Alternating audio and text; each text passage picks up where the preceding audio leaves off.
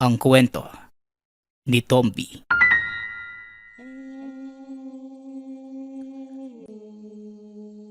Ang kwentong ito ay hango sa totoong buhay. Mula ito sa isa nating tagapakinig. Karanasan ito ni Bernardo. Walang eksaktong taon. Probinsya ng Antique. Sa liblib na lugar ng Antique, naninirahan ang isang binata na tawagin na lang natin sa pangalang Bernardo. Kilala ito ng karamihan bilang dalubhasang manggagamot sa kanilang baryo. Iniidolo ito ng maraming kabataan. Ngunit lingid sa kaalaman ng lahat. Bukod sa pagiging manggagamot, isa din itong mahusay na manunugis ng aswang. Mabilis lapitan ng mga kababaryo si Bernardo. Tumutulong ito sa mga nangangailangan ng walang hinihinging kapalit. Wala din itong hinihinging kabayaran. Ito ang prinsipyong palaging pinaiiral ng binata. Kuminsan, ito pa ang nagbabayad ng bayarin ng pasyente kapag walang-wala ito. Kagad niya itong sinasabihan na pumunta ng ospital. Dahil ang kaya lamang pagalingin ay yung may mga kinalaman sa espiritual. Katulad na lamang ng barang, sumpa, kulam, palipad hangin, at marami pang iba. Ngunit kung ito ay natural na sakit, katulad ng katandaan o pagpapabaya sa sarili, hindi niya ito kayang gamutin. Tulungan mo ko, Bernardo. Sumasakit ang tiyan ko. Tulungan mo ko pakiusap lang. Kagabi pa ako namimilipit sa sakit. Wika ni Tatang Simon na nakahawak sa apong si Perlita. Pasensya ka na, Bernardo. Wala kaming ibang naisip na lapitan kundi ikaw lang. Kaya dumiretso na kami dito sa bahay mo. Wika naman ng apong si Perlita. Pinapasok naman sila ni Bernardo. Tatang, ano po ba yung huli mong kinain? San po banda yung masakit? Dito po ba? Tanong ni Bernardo. Napasigaw naman sa sakit ang matanda matapos itong pindutin ng binata. Napailing na lamang si Bernardo dahil alam na niya kagad ang sakit na matanda. Bernardo, kamusta si Lolo? Natukoy niyo na po ba yung sakit niya? Nag-aalala na po ako kay Lolo. Wala naman ho kaming ibang malalapitan dahil bukod sa gahaman at matapobre yung mga kaanak namin, wala din silang pakialam sa amin ng lolo ko. Wika ng dalaga. Napatitig naman sa kanya ang binata. Hindi makapaniwala si Bernardo sa daldal ng dalaga. Pasensya na ha. Wala akong magagawa para sa lolo mo. Appendicitis yung sakit niya. Tsaka pakiusap lang ha. Pwede ba na bawas-bawasan mo yung kadaldalan mo? Huwag kang magagalit kasi baka sa kakasalita mo, masabi mo na yung buong buhay niyo eh. Hindi naman sa maarte ako, pero ayoko lang yung nanghihimasok ako sa buhay ng iba. At sa lolo mo naman, kailangan madala natin siya sa ospital. Nang sa ganun maoperahan na ito kung problema yung pera. Ako na yung bahala doon. Wika ni Bernardo. Natulala naman ang dalaga sa mga sinabi nito. Sandali itong natahimik at napasigaw. Bigla niyang niyakap si Bernardo. Ganun ba? Maraming salamat, Bernardo ha. Wala talaga kaming perang pambayad kahit nga pa. Hindi na tinuloy ng dalaga ang sasabihin. O sige na, sige na. Ayos na yun. Tsaka pwede bang lumayo ka ng konti? Tulungan mo na lang akong alalayan yung lolo mo. Isakay natin siya ng tricycle para makapunta na kagad tayo ng ospital. Nang magapang kagad yung karamdaman niya. Wika ni Bernardo. Tumango naman si Perlita. Dahan-dahang inalalayan ng dalawa si Tatang Simon. Isinakay nila ito sa tricycle ni Bernardo. Habang nasa biyahe, panay ang pagrereklamo ng matanda dahil sa labis na sakit na nararamdaman. Nag-aalala naman ang apong si Perlita kay Lolo Simon. Pinapakalma ng dalaga ang matanda para hindi na dumaing pa. Lolo, kumalma lang po kayo. Huwag po kayo masyadong umatungal dyan. Nakakahiya naman po kay Bernardo Wika ni Perlita. Aba naman, Apo. Mapipigilan ko ba yung sakit na nararamdaman ko? Napakasakit nga ng tiyan ko, Apo. Kung maililipat ko lang tong sakit na nararamdaman ko, di sana kanina ko pa ililipat sa'yo. Tugon ni Tatang Simon. Napakamot na lamang ng ulo ang dalaga.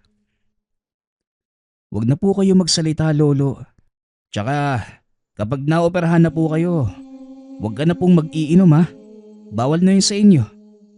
Kaya ikaw, Perlita ha, bantayan mo yung lolo mo. Wika ni Bernardo sa maglolo. Napalunok naman si Tatang Simon. Kung ganon, hindi na ako magkakapag-alak. Aba hindi naman yata pwede yon. Mas ikamamatay ko kapag hindi na ako nakainom ng lambano. Wika ni Tatang Simon. Napailing na lamang habang tumatawa si Bernardo.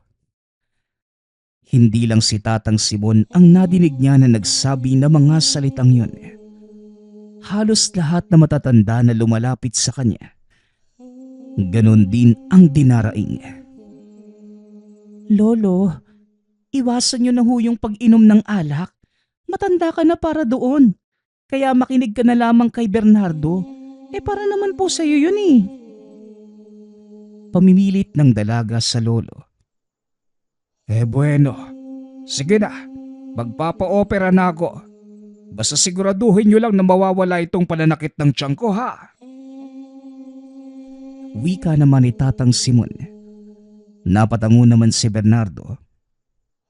Matapos ang pag-uusap, nang marating nila Bernardo ang pagamutan, kagad na ipinasok sa operating room ang matanda. Kakilala mismo ni Bernardo ang nag-opera sa lolo. Kaya naman tiwala si Perlita na gagaling si Mang Simon. Ilang oras din ang itinagal ng pag-oopera. Makalipas ang halos 2 oras, ibinalita naman ng doktor na maayos ang naging operasyon ng lolo ng dalaga. Sabi na nga ba magiging maayos din si lolo. Maraming salamat Bernardo ha. Utang ko po sa inyo ang buhay ng lolo ko. Maraming salamat po talaga. Wika ni Perlita. Hindi ito nakapagpigil pa. Napayakap ito sa binata. Napakurap naman si Bernardo at hindi na nagsalita pa. Tinapik na lamang ang likod ng dalagang umiiyak sa kanyang balikat. Bumitaw naman kagad si Perlita. Kagad pinunasan ang luha at nagpaalam na si Bernardo. Nang makalis sa harapan ng dalaga, napahawak ito sa dibdib. Teka, bakit parang ang bilis ng tibok ng puso ko Grabe talaga yung epekto sa akin ng babae na yun Wika ni Bernardo. Napapailing na lamang ito at napakamot sa batok. Matapos ang pangyayaring yun, hindi na nakita pa ni Bernardo ang dalaga dahil naging abala na sa mga bagay-bagay. Hanggang sa isang gabi, habang naglalakad pa uwi sa tahanan, napansin ni Bernardo ang isang buntis na naglalakad mag-isa sa sakahan. Dali-dali naman itong sinundan ng binata upang makasiguradong makakauwi ito ng ligtas sa kanilang tahanan. Nang makarating sa parting madilim, kagad nakarinig si Bernardo ng kakaiba. Tunog ng paparating na wakwak. bago pa man ito malapitan ang buntis. Sinugod na ito ng binata. Nagpagulong-gulong si Bernardo at ang aswang sa masukal na parte ng lugar. At nang makita ni Bernardo nakapasok na sa bahay nila ang buntis, dali-dali niyang pinakawala ng aswang. At sino ka namang pakilamero? Pagbabayaran mo itong ginawa mo at pagsisisihan mong pinakialaman mo ang diskarte ko. Wika ng aswang. Kilala ito ni Bernardo. O ikaw, alam mo namang hindi ako natatakot sa iyo, hindi ba? At hindi ko hahayaan na may mabiktima pa kayo dito sa aming baryo. Tugon ni Bernardo. Nanlaki ang mga mata ng aswang. Hindi makapaniwala na kilala siya ni Bernardo. Mabilis namang kumilos ang aswang upang atakihin si Bernardo. Naiwasan naman ng binata ang pagsugod nito. Sinaksak niya ito sa leeg ngunit daplis lamang ang natamo ng aswang. Napaupo ito. Inisip ni Bernardo na napas lang na niya ang nilalang. Ngunit ang gabing yun ang simula ng malagim na pangyayari sa buhay ni Bernardo. 1 taon nang lumipas. Hindi na naaalala pa ni Bernardo ang nangyari ng gabing yun. Maging si Perlita. Nawala na din sa isipan ng binata. Isang araw habang abala sa paglalakad, bigla na lang may umatake sa likuran ni Bernardo. Hindi niya yon namalayan, kaya bumagsak ito sa lupa at nawala ng malay. Pagmulat ng mga mata, napansin kagad ng binata na hindi pamilyar sa kanya ang lugar. Isang babae ang bumungad sa harapan niya nang maupo ito. Bernardo, mabuti naman at gising ka na. Nakita kasi kitang sugatan sa daan kaya dinala kita dito sa bahay namin para makapagpahinga ka. Huwag kang mag-alala dahil ginamot na namang gagamot ang mga sugat mo. Wika ng dalaga. Napakunot ang noo ng binata. Muli niyang naalala ang dalaga ngunit malaki na ang pinagbago nito. Teka, ikaw ba si Perlita? Bakit parang ang laki na ng pinagbago mo? At kaninong bahay naman to? Tanong ni Bernardo. Ngumiti naman si Perlita. Ito ang bahay namin. Mahigit 1 taon na yung lumipas, marami nang nangyari sa amin ng lolo ko. Nakakuha ako ng magandang trabaho, kaya nagpundar ako ng bahay at nagumpisang magnegosyo na naging maayos naman. Ikaw Bernardo, ano nang nangyari sa'yo? Bakit duguan ka na makita kita sa daan? Tanong ni Perlita. Sasagot pa lang sana si Bernardo nang makita nila sa telebisyon ang mukha ng binata. Nanlaki ang mga mata ni Bernardo dahil hinahanap na ito ng mga pulis dahil sa kaso ng pagpatay. Teka Perlita, ilang araw na ba akong walang malay? Bakit ako wanted? Wala naman akong ginawang kasalanan. Hoy, Perlita, sagutin mo ko. Tanong ni Bernardo.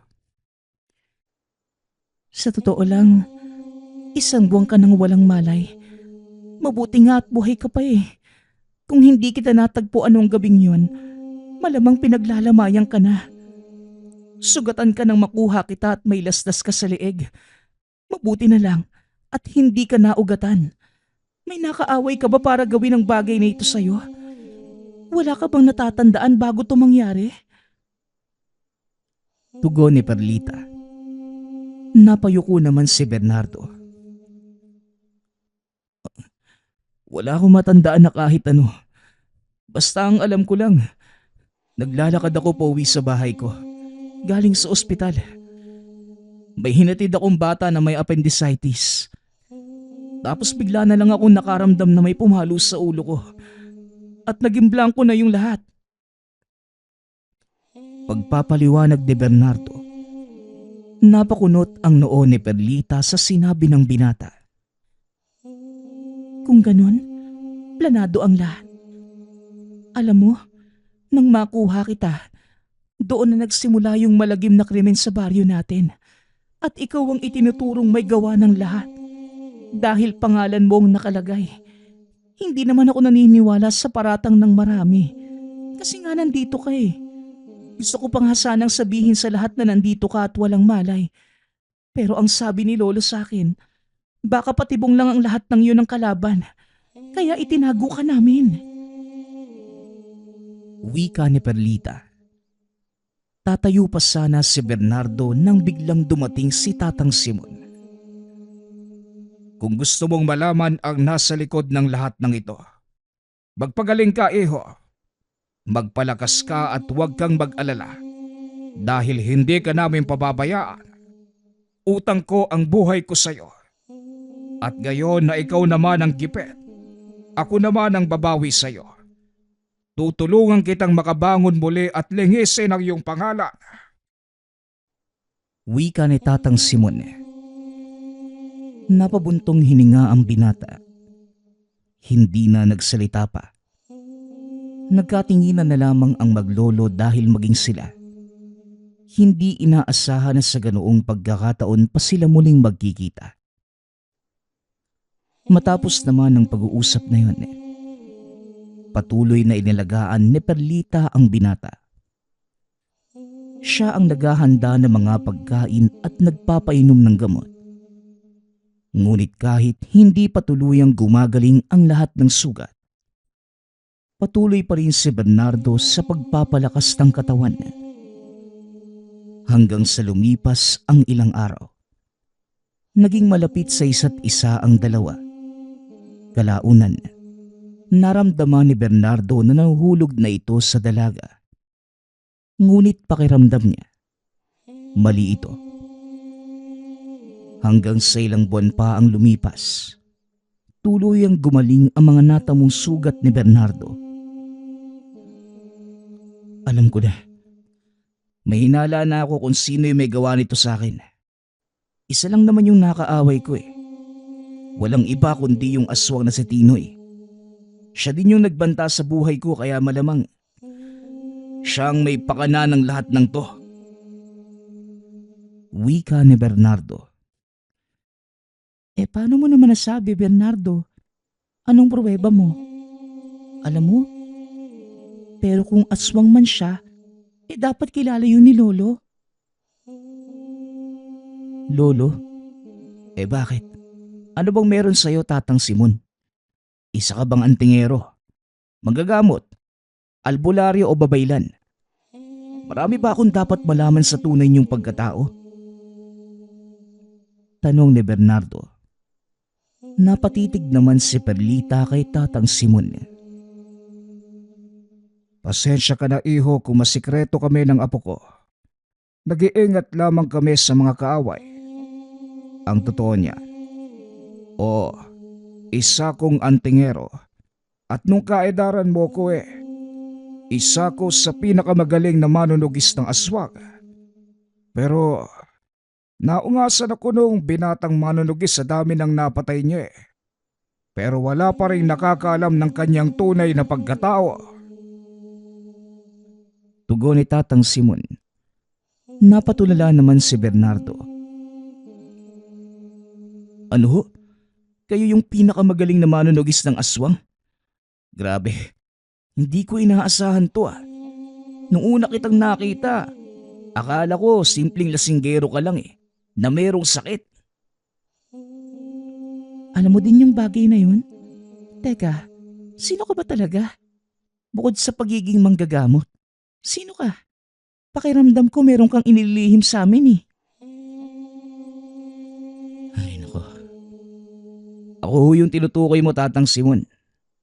Oo, isa ho akong manggagamot. Pero nanunugis din po ako ng aswang.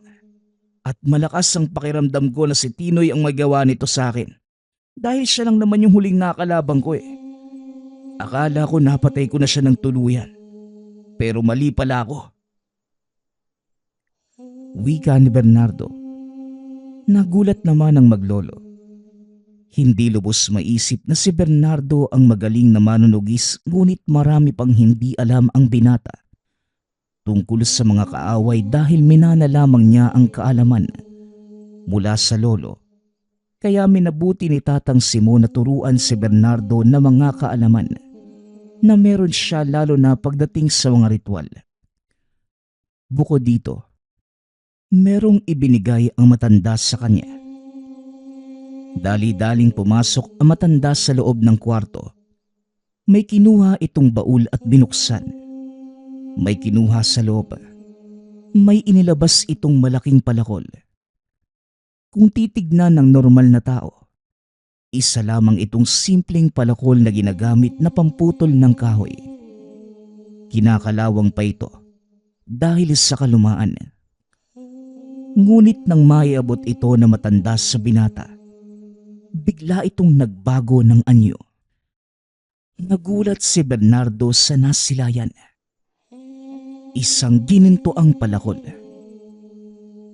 Matapos malaman ang katotohanan sa isa't isa, nagsimula na si Bernardo na aralin ang mga kaalaman na alam ni Tatang Simon, maging ang paghawak sa malaking palakol. May kabigatan ito. Kaya nahirapan ang binata na basta na lamang iwas-iwas ang palakol. Kaya araw-araw, bukod sa pag-aaral ng mga ritual, patuloy din itong sinanay ang paghawak sa malaking palakol. Hanggang sa lumipas ang ilang araw, linggo, at buwan. Natapos rin ang pagsasanay ni Bernardo. Inalam nila kung sino ang nasa likod ng mga krimen na ibinibintang sa binata. Kagaya ng hinala ni Bernardo, natukoy nilang si Tinoy nga ang nasa likod ng lahat ng yon. Inihanda ni Tatang Simon ang sarili, ngunit bago pa man sila gumawa ng hakbang, naunahan na sila ng kalaban. Kinuha nito ang dalagang si Perlita at gamit ang dugo nito, nagsulat pa ng mensahe sa dingding ng tahanan para mabasa ni Bernardo. Walang hiya nga talaga ang Tinoy na yan. Dinamay pa pati ang apo ko. Huwag lang niyang sasaktan si Perleta at pagpipira-pirasuhin ko ang katawan niya. Wika ni Tatang Simon. Matapos ang pangyayaring to, nagplano ang dalawa sa kanilang pagsugod sa kuta ng kalaban. Gumawa ang mga ito ng malakas na sabulag upang hindi malaman ni Tinoy ang kanilang pagdating. Dahan-dahang naglakad ang dalawa at gabi ng mga oras na yon. Kahit madilim ay sumugod ang mga ito. Alam nila Bernardo na hindi magtatagal ang ritual na ginawa nila, kaya mabilis na kumilos ang dalawa. Hanggang sa hindi nagtagal, nakita nila si Perlita. Nakagapos sa isang puno at wala itong malay. Nagmasid ang dalawa sa paligid at nang makitang walang bantay, kagad nilapitan ng dalawa ang dalaga. Ngunit lingid sa kanilang kaalaman, napatibong lamang ang bagay na yon at natali patiwarik ang dalawa dahil naapakan ang bitag na ginawa ni Tinoy. Kahit kailan talaga, utu-utu kayo. Padalos-dalos kong kumilos, kaya madalas napapahamak. Matagal na tayong hindi nagkita, aking kaibigang Bernardo. Mabuti at buhay ka pa. Alam mo, napakatatag mo. Sa dami ng sugat mo, natakasan mo pa rin si kamatayan. Para kang pusa na siya mang buhay ah. Wika ni Tinoy. Galit na galit naman si Bernardo sa aswang. Dali-dali nitong hinawakan ang palakol na nasa likuran. Iwinasiwas at naputol ang tali sa paa. Kagad sinugod ang aswang ngunit mabilis itong nakaiwas. Hoy ikaw Tinoy, duwag ka. Panay tago lang yung alam mo eh. Harapin mo ko at lumabang ka ng patas para malaman natin kung sino yung talunan. Sigaw ni Bernardo. Ngunit tumawa lamang ang kalaban. Di ba magaling ka sa panunugis ng aswang? Kaya hanapin mo ko. Nandito lang ako. Wika ni Tinoy. Hanggang sa bigla na lang tinamaan ng kalmot ang braso ng binata. Kaagad ininda ni Bernardo ang sugat sa braso. Naputol naman ni Tatang Simon ang tali sa paa. Alalahanin mo palagi ang turo ko sa iyo. Bawat kilos ng kaaway, bantayan mo. At aralin nang sa ganon alam mo kung paano siya umaatake. At kung paano mo siya mahuhuli. Paalala ni Tatang Simon sa binata. Nakipaglaban din ito sa mga aswang. Ang ginawa ni Bernardo, ipinikit ang mga mata. Pinakinggan ang bawat pagkilos ni Tinoy. Hanggang sa nalaman ng binata ang direksyon nito sa kung saan susugod. Kaya dali-dali niyang hinawakan ang kamay nito. Kaagad itong ibinalibag sa lupa na ikinagulat naman ng kalaban. Ngunit nang iwas-iwas niya ang palakol, mabilis itong iniwasan ng aswang. O sige na, sumugod ka pa ng sumugod at babaliin ko na ang mga buto mo sa katawan. Wika ni Bernardo. Kumilos na mabilis si Tinoy. Ngunit nalaman pa rin ng binata ang direksyon niya. Kaya sa ikalawang pagkakataon, nahawakan muli ito ng binata. Mahigpit na sinakal sa leeg si Tinoy. Napaatras naman ang mga kasamahan nito dahil sa ginagawa ni Bernardo. Nasaan ang apo ko? Saan mo siya itinatago? Walang hiya ka. Huwag mo lang masugatan ang apo ko. At pupugutan kita ng ulo. Banta ni Tatang Simon. Di gawin mo, tanda. Pugutin mo ang ulo ko para habang buhay niyo nang hindi makikita ang mahal mong apo. Tugon ni Tinoy. Nakangisi pa ito ng nakakaloko. Kaya mas lalong hinigpitan ni Bernardo ang pagkakasakal. Tumingin si Bernardo sa mga kasama ni Tinoy. Hoy kayo, sasabihin niyo ba kung nasan si Perlita? O pupugutan ko ng ulo ang pinuno niyo? Banta ni Bernardo sa mga kasamahan. Habang sakal si Tinoy, nakaamba na din ang malaking ginintoang palakol. Ni isa sa mga ito ay walang sumagot. Kaya muling inulit ni Bernardo ang banta. Ngunit tila walang pakialam ang mga ito. Tuwang-tuwa naman si Tinoy sa nakikitang reaksyon ng binata. Wala kayong mapapala sa kanila. Huwag nyo nang sayangin pa ang boses nyo. Mapapagod lang kayo.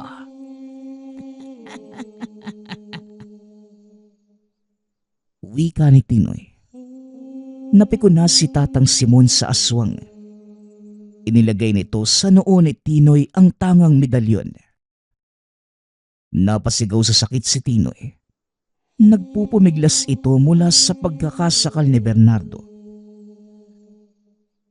Pinipikon mo talaga ako, ano? Nakakainis ka. Huwag mong antayin na ilagay ko sa leeg mo ang medalyong ito. Banta ni Tatang Simon. Nanlaki naman ang mga mata ni Tinoy. Oo na. Sabihin ko na kung nasa ang apo mo. Pakiusap. Alisin mo na sa harapan ko ang medalyon na yan. Wika ni Tinoy. Sabihin mo muna sa akin kung nasan si Perlita. Ipakuha mo sa mga alalay mo. Utos ni Bernardo. Sumenyas naman si Tinoy sa mga kasamahan. Dali-daling kumilos ang mga ito at kinuha ang dalaga sa sikretong piitan. Ilang sandali pa, inilabas na si Perlita. Pawalan niyo muna ang aming pinuno bago namin ibigay ang babaeng ito. Buhay kapalit ng buhay.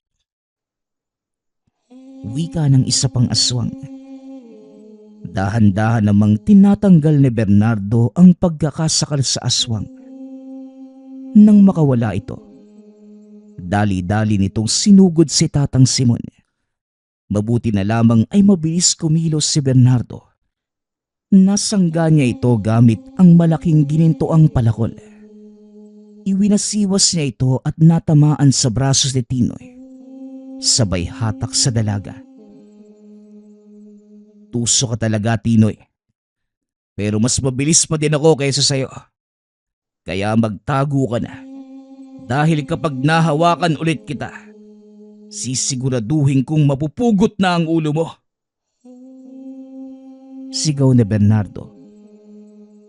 Nagpatuloy naman ang labanan. Dalawa laban sa mga aswang na naroon. Unti-unting naubos ang mga ito nang mapansin ni Perlita na may sugat si Tatang Simon. Lolo, dumudugo po yung tagiliran niyo. May sugat ka. Gusto niyo ho bang umurong na muna tayo? Mukhang malubha yung natamo ninyo. Wika ng dalaga. Hayaan mo na yan na po. Palayo sa bituka at puso. Sa likod mo! Sigaw ni Tatang Simon at kagad hinablot ang apo. Nagulantang si Perlita nang sumuka ng dugo ang matanda. Tinamaan ito sa dibdib gamit ang kuko ng aswang. Kagad namang gumanti si Bernardo. Inihagis ang malaking palakol sa direksyon ni Tinoy. Tinamaan ang aswang at tuluyang naputol ang binti nito. Nang bumagsak si Tinoy sa lupa, kagad itong nilapitan ni Bernardo. Muling kinuha ang malaking palakol. Dali-dali itong nag-usal ng mga dasal. At nang nakaamba na si Bernardo sa pagwasiwas ng malaking palakol, nagsisigaw si Tinoy. Ngunit walang pagdadalawang isip si Bernardo sa paghataw ng palakol. Naputol ang ulo ni Tinoy. Nangisay pa ang katawan at unti-unti itong nawala ng buhay. Dinampot ni Bernardo ang ulo ng kanilang pinuno. Inihagis sa mga kasamahang natitira. Kung hindi kayo aalis dito at hindi magbabago, tandaan nyo, uubusin ko kayong lahat. Parurusahan kagaya ng ginawa ko sa inyong pinuno. Banta ni Bernardo. Dali-dali namang nagsipulasan ang mga aswang. Nang matapos ang labanan, nilapitan ni Bernardo si Perlita. Bernardo, tulungan mo ang lolo ko. Pigilan mo yung pag-agos ng dugo niya. Pakiusap. Wika ng dalaga. Kagad kumilos si Bernardo. Inumpisahan ito na lapatan ng paunang lunas ang matanda. Huminto naman ang pagdurugo. Mabilis na umalis sa lugar na yon ng dalawa at umuwi sa tahanan. Ngunit habang pauwi, nang makita ng mga tao si Bernardo, kagad itong pinadampot sa pulisya. Dali-daling inimbestigahan at kinulong ang binata dahil ito ang lumalabas na suspect sa mga pagpatay sa baryo nila. Hanggang sa makalipas ang mahigit 3 buwan, nakalaya si Bernardo dahil walang sapat na ebidensyang nagtuturo sa kanya. Kaya muling bumalik sa kanilang baryo upang malinis ang pangalan. Una niyang pinuntahan sila Perlita dahil buhat ng makulong. Hindi na niya nakita pa ang maglolo. Pagkarating sa tahanan nila Perlita, natuwa naman ang dalaga sa muli nilang pagkikita ni Bernardo. Bakit hindi ka man lang dumalaw sa akin sa kulungan? Kayo ni Tatang Simon. Nabanggit sa akin ng abogado ko na nakaligtas si Tatang Simon. Nasaan na siya? Tanong kagad ni Bernardo sa dalaga. Pasensya na kung hindi ako nakadalaw sa'yo ha. Pero hindi naman kita pinabayaan. Tama nga yung nakarating sa'yo. Ligtas si Lolo pero habang buhay na siyang nakaratay sa higaan, tulala lang siya at hindi nagsasalita. Yun ang dahilan kaya hindi ko magawang dumalaw sa'yo. Nagkaroon ako ng takot sa mga tao. Nawalan ako ng tiwala sa iba. Kaya ako mismo ang nag-alaga kay Lolo. Pagpapaliwanag ni Perlita, isinama nito si Bernardo sa silid ni Tatang Simon. Nalungkot naman ang binata na makita ang kalagayan ng matanda. Patawad ho, Tatang Simon. Dahil sa akin kaya naging ganito ka. Hindi na sana kayo nadamay kung hindi niyo ako tinulungan eh. Pasensya na ho ha. Wala man lang ako nagawa para maprotektahan kayo lo. Labis po yung lungkot na dinanas ko sa kulungan. Dahil hindi ko alam kung ano yung kalagayan ninyo. Hanggang ngayon, sarili ko pa rin yung sinisisi ko sa lahat ng mga nangyari. Wika ni Bernardo. Mahigpit pa nitong niyakap si Tatang Simon. Hindi mo kailangang sisihin ang sarili mo. Pagpapasya namin na tulungan ka at hindi mo kami pinilit. Kaya hindi mo kailangang humingi ng tawad. Dahil binigyan mo naman ng hustisya ang nangyari kay Lolo. Sapat na yon. At nagdusa ka pa sa kulungan nang wala ka namang ginagawang kasalanan. Sobrang inaalala ko kayo na nasa kulungan ako eh. Lalo ka na, Perlita. Dahil iniisip kong ikaw yung apektado sa lahat. Kaya sinikap namin ng abogado ko na ipanalo yung kaso. Alam ko na wala akong dapat pagbayaran. Ngayon nandito na ako. Hindi ko na kayo iiwan. Mahal kita, Perlita.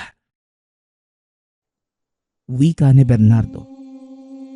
Napangiti naman ang dalaga. Kung alam mo lang, Bernardo, gusto ko talagang dumalaw sa'yo pero iniisip ko si Lolo eh. Ayoko na iwan siya sa iba dahil kinakain ako ng takot. Kaya kahit mahirap tiniis ko na hindi ka dalawin. Wika ni Perlita. Dito nagsimula ang pagmamahala ng dalawa. Simula noon ay hindi na iniwan pa ni Bernardo ang maglolo. Kalaunan, nagpakasalang dalawa at binayaan ng dalawang anak. Muli ding bumalik si Bernardo sa pagiging albularyo. Noong una, natatakot pa ang mga taong lumapit sa kanya dahil sa mga kasalanang hindi niya ginawa. Ngunit ipinakita ni Bernardo na mali ang iniisip ng mga tao sa kanya. Ginawa niya ang lahat para makita ng mga kababaryo na mabuti siyang tao. Hanggang sa unti-unti, nagbalikan ang mga taong dati niyang natulungan. Maging ang mga tao sa karatig baryo. Pumupunta na rin sa kanya para magpagamot.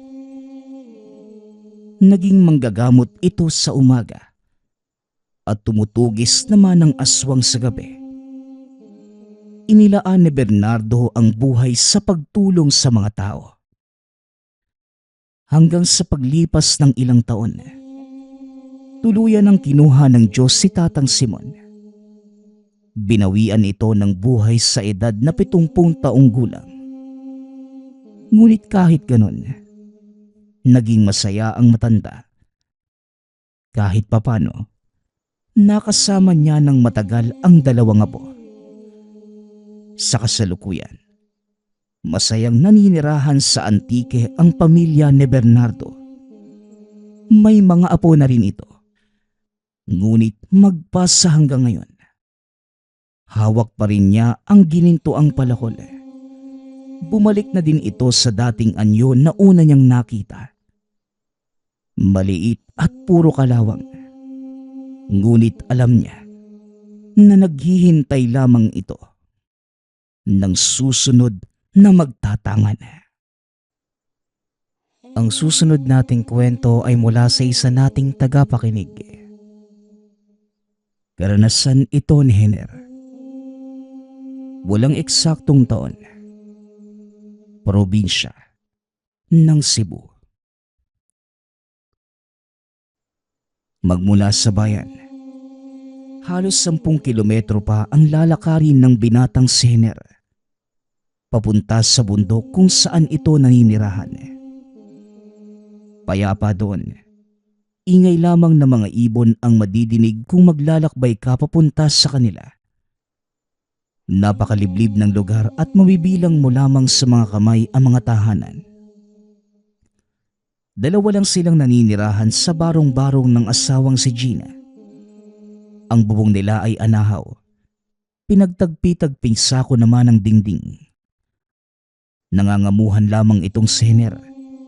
Madalas ang nagiging sahod sa pagkokopra at pagtulong tuwing anihan ang nagiging kabuhayan nila. Itong si Gina naman, naglalabada sa bayan. 3:00 pa lamang ng umaga ay naglalakad na itong si Hener papunta sa palayan. 4 na buwan na din ang nakakalipas magmula nang itinanim nila ang butil na mga palay doon.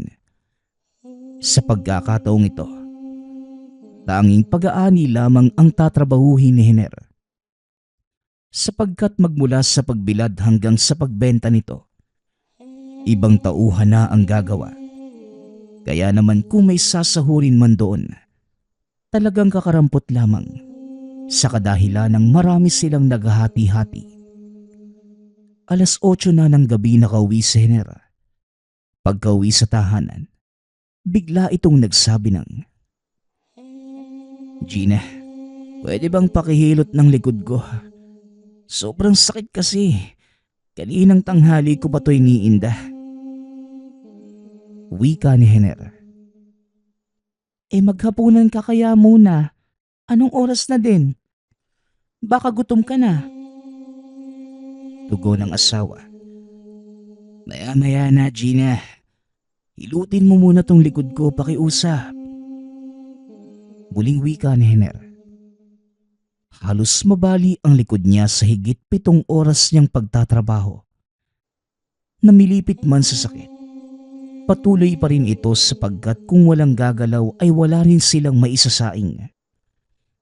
Ang sabi ng mga manghihilot, nakuha niya ito sa pagligo matapos ang maghapong trabaho. Tanging hilot lamang ang panggamot sapagkat wala naman silang pera para magpakonsulta sa isang doktor. Kinabukasan, habang nanananghalian ang mag-asawa, biglang dumating ang kumpare nilang si Berto. Paring Hener, sinabihan pala ako ni Aling Marta na pwede na daw tayo bukas makikoprahan. Wika ni Berto. Kagad namang sumang-ayon si Hener dahil maganda ang kita sa koprahan. Minsan sumisweldo siya dito ng 500. Malaking bagay na ito para sa kanilang mag-asawa. Kaya kinabukasan, 5:00 pa lamang ng umaga, inihanda na ni Hener ang mga kakailanganing gamit. Kasabay nito ang ilang pirasong damit. 4 na araw silang mananatili doon dahil ganun talaga katagal ang pagpoproseso ng isang malaking koprahan. Sa isang napakalawak na taniman ng niyog, nag-umpisa na silang manguha ng mga bunga. Hindi lahat ay pwede nilang kunin. Ang tanging ginagamit lamang sa pagkukopra ay ang mga niyog na masasabing matigas na at pinagkukuhanan ng gata. Hindi po pwede ang mga hilaw pa. 1 araw ang ginugol nila sa pagtapos ng unang proseso. Ang 2 at 3 araw, ang pagluluto ng mga ito. Sa isang malalim na hukay, lahat ng bunot ng niyog ay pinapabaga. Sa itaas naman na parte nito ay ang biniyak na niyog na nakapatong sa pira-pirasong kawayan na parang iniihaw. Ang 4 naman na araw, paglalagay nito sa kada sako at pag-uuling ng mga bao. pagod at sakit sa likod ang iniinda ni Hiner. Hanggang sa matapos ang 4 na araw na yon. Gabi na rin sila natapos. Habang naglalakad si Hiner papauwi, bigla itong tinawag ng amo ng nagmamay-ari ng palayan. "O Hiner, halika rito. Para sa iyo tong kalahating sakong bigas." Wika ng amo. Abot langit ang tuwa ni Hiner. Dali-dali siyang umuwi ng kanilang bahay para ipasaing ito sa asawa. Pagkaluto ng bigas, kagad naman silang naghapunan. Habang kumakain, bigla itong may nakagat na tila matigas na bato. Iniluwa niya kagad. Laking gulat ng bigla. "Teka, ano ito? Parang isang mamahaling bato ito ah." Wika ni Hiner. Mamahalin ka dyan. Palay lang yan eh. Tugon naman ng asawang si Gina. Ang buong akala ni Hiner, pwede itong isang la kapag sila ay nagipit sa pera. Mukha itong mamahaling bato dahil kulay ginto at kumikinang pa. Kaya naman dali-dali niya itong ibinalot sa pulang tela.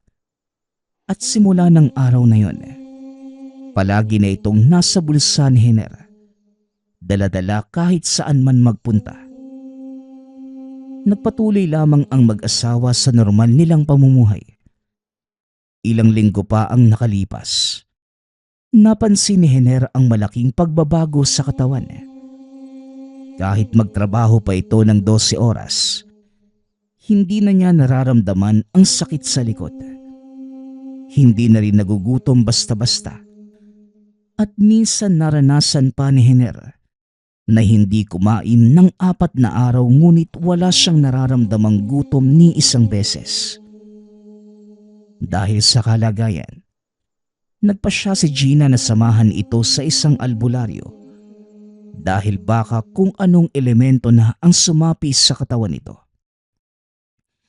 Nang makarating sa tahanan ng albularyo, kagad nitong hinawakan ang noo ni Hiner. Iho, sobrang swerte mo naman. Nasa sayo ang mutya ng bigas. Alam mo bang bihira ang pinagpapala ng ganyang mutya? Wika ng albularyo. Biglang naguluhan ang mag-asawa sa sinabi nito. Sige na, ilibas mo ang ginintuang butil na kumikinang na nariyan sa bulsa mo. Wika ng albularyo. Laking gulat ni Hiner sa nadinig dahil alam nito ang tinatago. Dali-dali naman itong inilabas ni Hiner. Hinawakan ito ng albularyo. Inilublob sa katas ng kalamansi. Laking gulat ng mag-asawa nang bigla itong nagpaikot-ikot at biglang nagkaroon ng maraming bula sa ibabaw. Ito pala ang paraan para malaman kung yun talaga ang totoong mutya ng bigas. Ipinaliwanag na rin sa kanya ng albularyo ang gamit.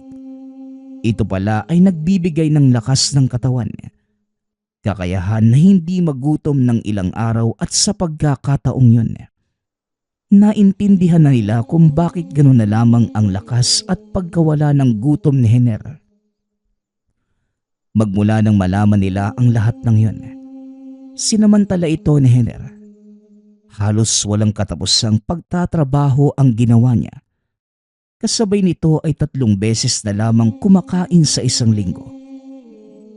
Makalipas lang ng halos 2 buwan, ang barong-barong na tahanan unti-unti nang nagiging konkreto. Ito ang bunga ng walang humpay na pagtatrabaho ni Hiner. Ngunit isang araw, naimbitahan itong si Hiner sa isang inuman. Ito ang unang beses na makatikim ng alak. Halos naging araw-araw na nga ang pag-inom. Dito na din naibubuhos ang lakas. Isa sa isang linggo na lamang siya kung magtrabaho. Ganong katindi ang pagkalulong niya sa alak na mga panahong yun. Hanggang sa isang gabi, pagka-uwi sa tahanan, naabutan niyang umiiyak si Gina. Dali-dali naman niya itong nilapitan at tinanong kung bakit. Wala na akong makita. Hindi na kita makita. Matagal ko na itong gustong sabihin sa'yo. Kaso wala ka ng ibang inatupag kundi ang pag-inom mo. Uuwi ka sa gabi ng lasing. Gigising sa umaga para magpakalasing ulit. Hindi ko na alam kung paano pa tayo makakapag-usap ng matino. Hindi ko na kaya. Wika ni Gina. Bigla itong napaluhod at tumulo ang luha ni Henner. Napagtanto niya ang naging kapabayaan. Dahil sa pangyayaring to, kinaumagahan, dali-dali siyang naghanap ng mapapasukan na trabaho sa pagdanais na makaipon muli para sa pangpagamot ng asawa. Nakakuha namang kagad ng trabaho, ngunit halos 5 oras pa lamang siya sa paggawa. Halos sumiga na ito sa sahig dahil sa nararamdamang sakit ng likod. Kagad naman itong pinauwi ng amo. Habang nakahiga sa tahanan, naalala niya ang mutya ng bigas. Binuksan ng pulang tela. Labis ang pagkagulat sa nakita. Ang dating gintong butil na kumikinang, ngayon ay tila abo ng kulay itim. Sa puntong yon, napabulong na lamang siya sa kanyang sarili. Patawad ho, Panginoon. Nagamit ko yata ang biyaya mo sa akin sa maling paraan. Wika ni Henner. Makalipas ang 1 buwan, bumalik na sa normal ang buhay ng mag-asawa. Ang dating hindi basta-bastang napapagod na katawan, ngayon ay nag-iinda na matinding sakit sa likuran. At ang naipundar na konkretong bahay, unti-unting bumabalik sa barong-barong. Samantalang itong si Gina naman, nanatili na lamang bulag. Labis na pagsisisi ang naramdaman ni Henner. Minsan ay wala na itong ganang bumangon pa. Gayunpaman, lakas ng loob at pag-asa na lamang ang ginagamit na sandata sa lahat ng yon. Sa kasalukuyan, 1 taon na din ang nakakalipas magmula nang mawala si Gina. Si Henner naman, nakikitira na lamang sa mga kapatid sa syudad ng Maynila. Kaya naisulat niya ang kwentong ito para maging palatandaan sa lahat na kung anuman ang meron ka ngayon sa isang iglap, pwede itong maglaho kapag itaas na ang nagpasya. Kaya huwag mong gamitin sa maling paraan ang lahat ng biyayang ibinibigay sa iyo. Lahat ng biyayang natatanggap, dapat gamitin sa kabutihan. Nagpapasalamat nga pala ako sa lahat ng sumusuporta sa ating channel. Nawa ay patuloy niyong suportahan at pakinggan ang ating mga kwento. Hanggang sa muling pakikinig. Paalam.